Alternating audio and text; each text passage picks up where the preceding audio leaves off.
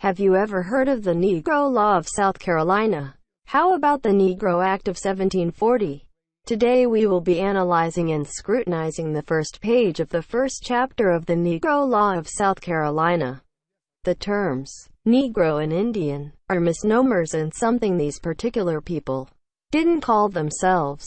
What is a misnomer? A wrong or inaccurate name or designation. Facts. There are several secrets in this book and in the historical record that need clarification.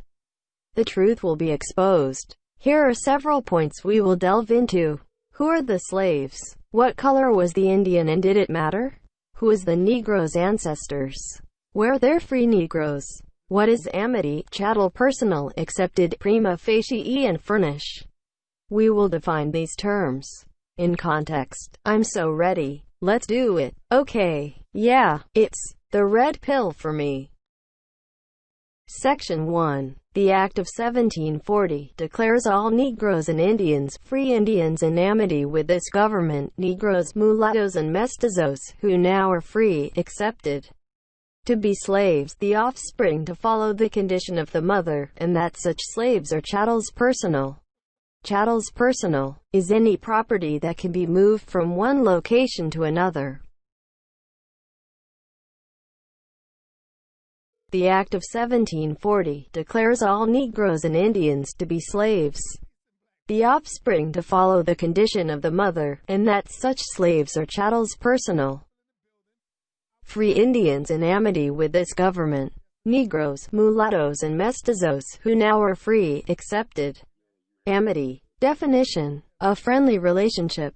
The Indians with a friendly relationship with the government, Negroes, mulattoes and mestizos, who now are free, accepted.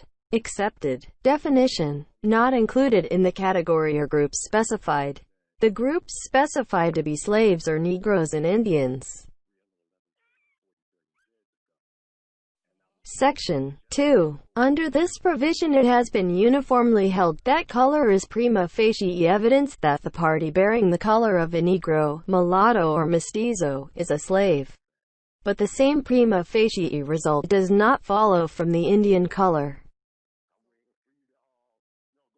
Prima facie. Definition. Based on the first impression, accepted as correct until proved otherwise.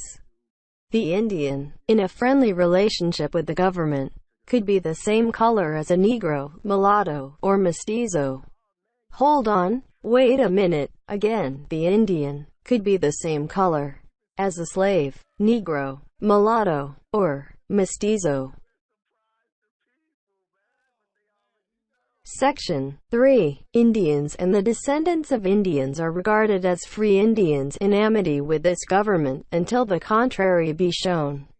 In the second proviso of Section 1 of the Act of 1740, it is declared that every Negro, Indian, mulatto and mestizo is a slave unless the contrary can be made to appear. Yet, in the same it is immediately thereafter provided, the Indians in amity with this government, accepted, in which case the burden of proof shall lie on the defendant, that is, on the person claiming the Indian plaintiff to be a slave.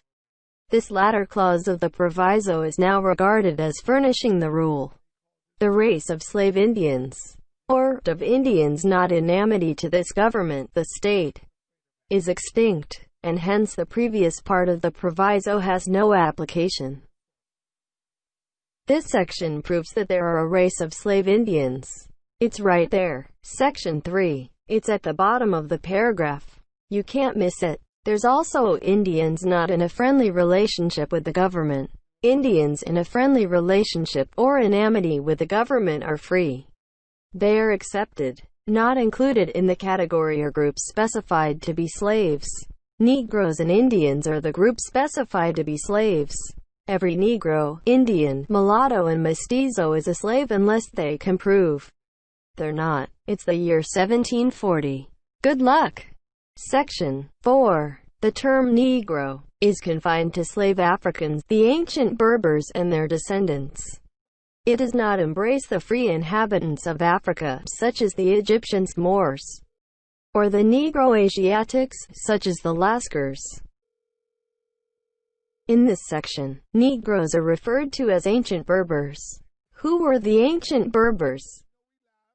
Berber, self-name Amazigh, plural Emazian, any of the descendants of the pre-Arab inhabitants of North Africa. The Berbers live in scattered communities across Morocco, Algeria, Tunisia, Libya, Egypt, Mali, Niger, and Mauritania. They speak various Amazigh languages belonging to the Afro-Asiatic family related to ancient Egyptian. The term Negro doesn't embrace the free inhabitants of Africa, the Egyptians, Moors, or the Negro Asiatics, such as the Lascars. The Negro must have had a similar look to these groups, or they wouldn't be mentioned. How could they, the free inhabitants of Africa, be mistaken for slaves? Simple answer: color. It probably wasn't the only determinant, but it played a significant role. This information may cause cognitive dissonance, a refusal to acknowledge or total rejection of new information that conflicts with your existing beliefs. Example: Christopher Columbus didn't discover North America or South America. He didn't even visit it once in his entire life. The Florentine merchant and explorer Amerigo Vespucci is who America is named after. Section 5. Mulatto is the issue of the white and the Negro. Section 6. When the mulatto ceases, and a party bearing some slight taint of the African blood ranks as white, is a question for the solution of a jury. These two sections establish an old concept called white passing, or like we know it, passing for white. When I was younger, I watched a movie called Imitation of Life. Watch the movie. It's a great story. This is a black and white film. It was frequently watched and talked about in my family. It was my first introduction to passing for white, the danger and privilege one could be afforded. Section 6 says, the court would make a decision probably using the most ridiculous means available at that time.